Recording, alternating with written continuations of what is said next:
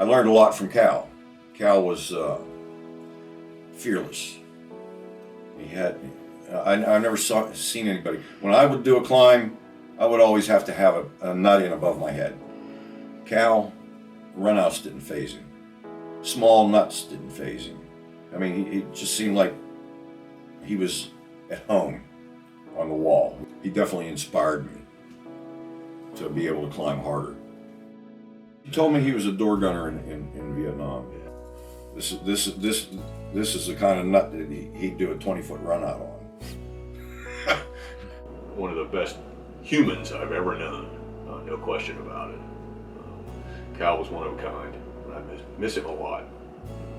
Didn't see him for many, many years. You know, he was kind of a legend, disappeared.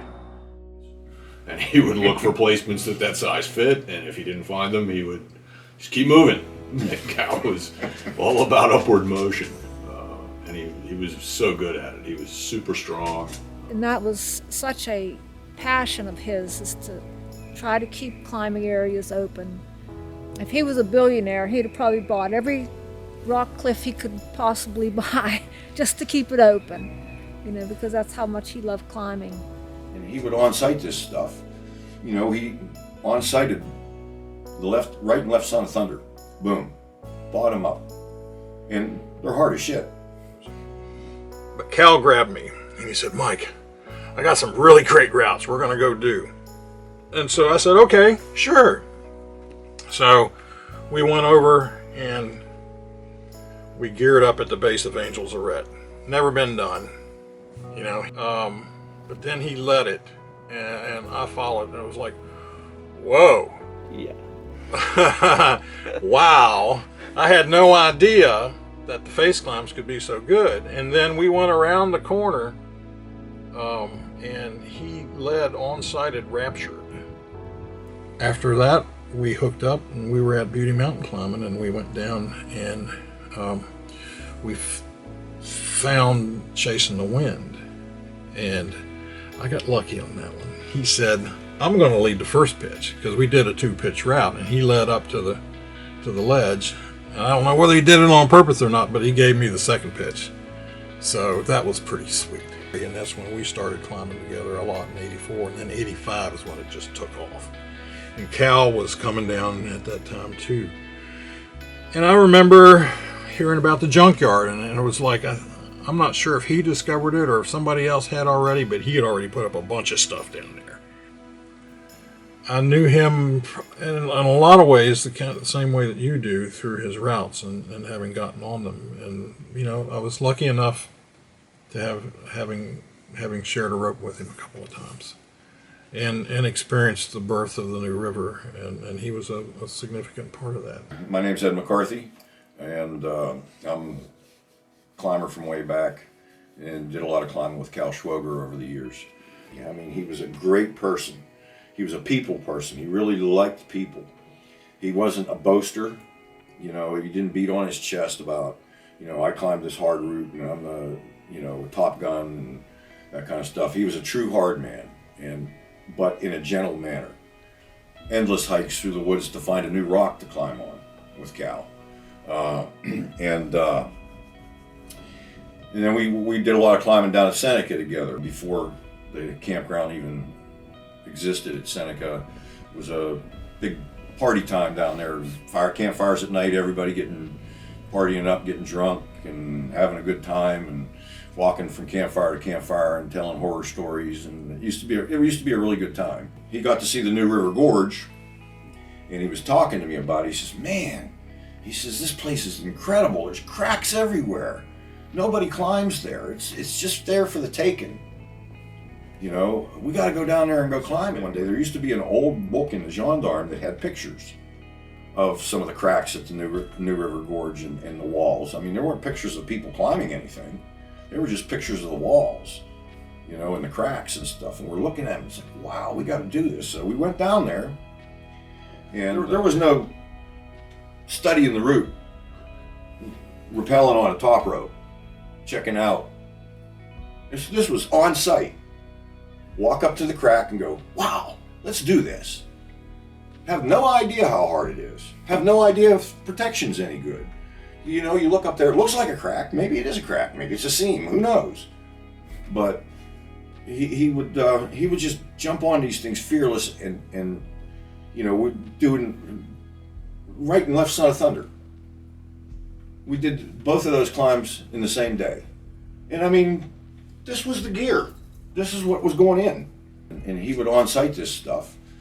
Cal was a trad climber all the way. I mean, Cal wasn't opposed to bolts, but you know, if there was a crack, it took nuts. We didn't put a bolt up because we just didn't want to carry any gear. You know, if there was a crack and it could take nuts, that's what you used for protection. Early classics that we did were the Gemini cracks. You know, the right Gemini, the left Gemini, the Madmen Malevolence Day. You know, I led Madmen and Cal led Malevolence, and I got to do a classic hard climb that probably, even when I was climbing at my very best, I probably never would have had the guts to lead it myself. So I had opportunities to do amazing climbs with him. Well, my name's Carl Samples, and I met Cal mainly because of Ed. Electric Avenue is the next milestone. Ed and I had found this relatively small rock way out in an outlying area at Cooper's Rock, where nobody had really spent much time climbing. And it was a beautiful crack in this 20-foot boulder that went up halfway, ended, and another crack started to the right of it and went to the top. Decided he didn't feel like it was a true ascent until he did it ropeless. So Cal, the same day that he did the first ascent on a top rope, decided he'd boulder it. And he didn't get it on the first try. And he fell off right at the top, in fact. And this is long before the day of bouldering pads. And I remember him hitting and rolling, and he went down over the hill a little ways, dusted himself off and got back on and topped out. Very impressive. And Cal kind of had a religious epiphany somewhere around 1985, I want to say. He found Jesus, which was a great thing for him. Not only was he a super strong climber, he was very bold, and he had actually come back from his Vietnam era days with some pretty bad habits. You know, he had some issues with drugs, and the combination of doing dangerous, scary climbs and drugs were, I think, probably going to catch up with him at some point. And so fortunately, he took a totally different path. Some of the route names that he came up with after that bear that out. The absolute classic Leave It to Jesus is probably his best route at the New. Hallelujah crack. He did a whole number of things that had to do with that theme. So after that, he really didn't climb for almost 2 decades, I believe. For somebody who experienced climbing like he did at the top of the the routes, just that experience, after a while, you might leave it for a while. You get burned out, you might leave it, but you end up, you never forget it. You come back. Probably 10 years ago, Carl, I think I'm going to try and climb again. So he joined the gym that I belonged to and started getting on a climbing wall. And Cal was never satisfied with his own performance. He always wanted to get back to where he'd been. He always wanted to be the old Cal again. He was heading towards 60 then, and really had a hard job, a hard road ahead, because he had to lose so much weight, and he found it very difficult. He actually eventually succeeded in that. As of about 3 years ago, he was back down within 20 pounds of where he'd been in his heyday.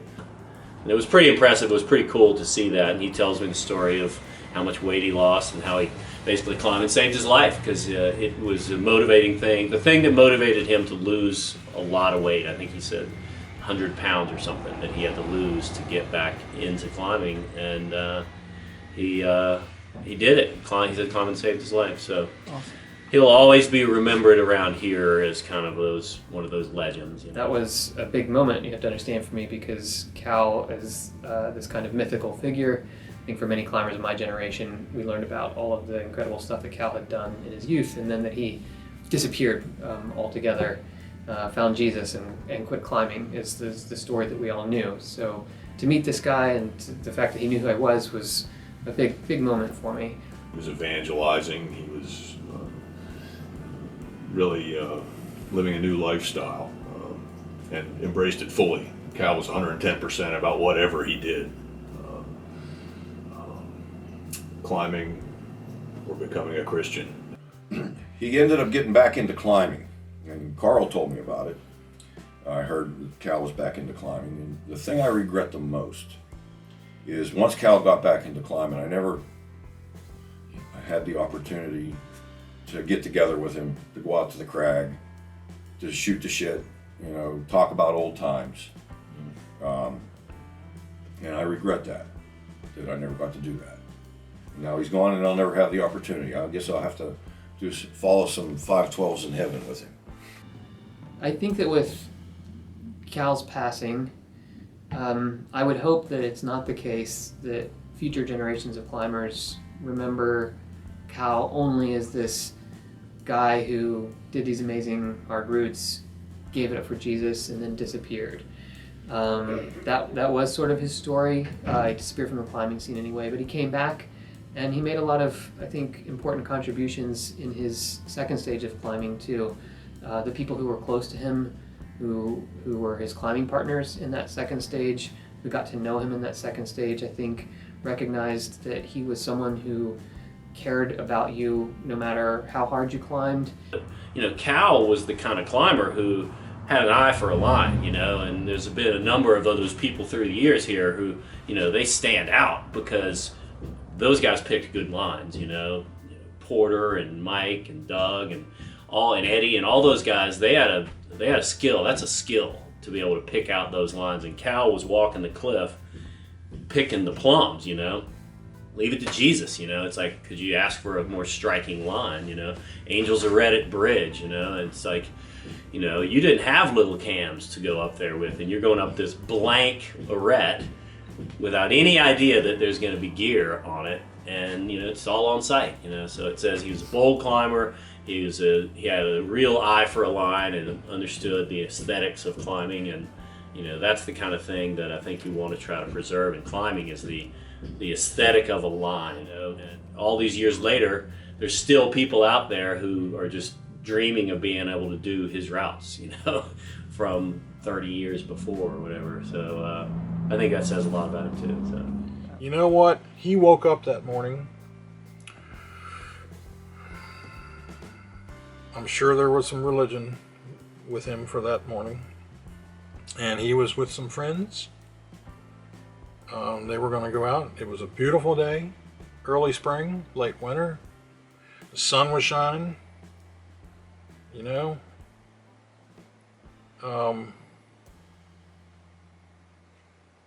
How could you not? It was over in an instant. How could you not hope to go like that?